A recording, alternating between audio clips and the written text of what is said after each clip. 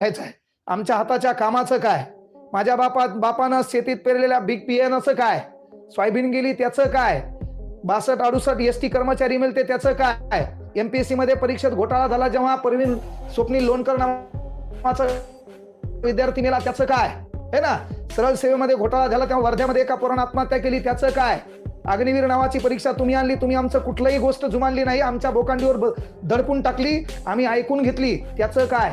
आता सध्या तुमचं जे काय चालू आहे, प्रत्येक सरकार आम्हाला डायलॉग मारते. विधानसभेमध्ये विधान परिषदेमध्ये तुम्ही भरतीबद्दल 1000 वेळा बोलले, आणि नुसतं बोलून इज्जत तरी घालू नका. आमच्या तरुण पोराला डायरेक्ट सांगा भरती होत नाही म्हणजे आमचे पोरं सोयाबीन काढायला मोकळे.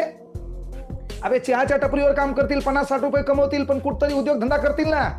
तुमचे डायलॉग मारू मारू ते पोरग मरायची वेळ आली, पळणार किती दिवस मला सांगा. 2010 पासून पोरग तयार करायला भाऊ. 2010 ला मी परभणीत आलतो तेव्हापासून पाहिलो काही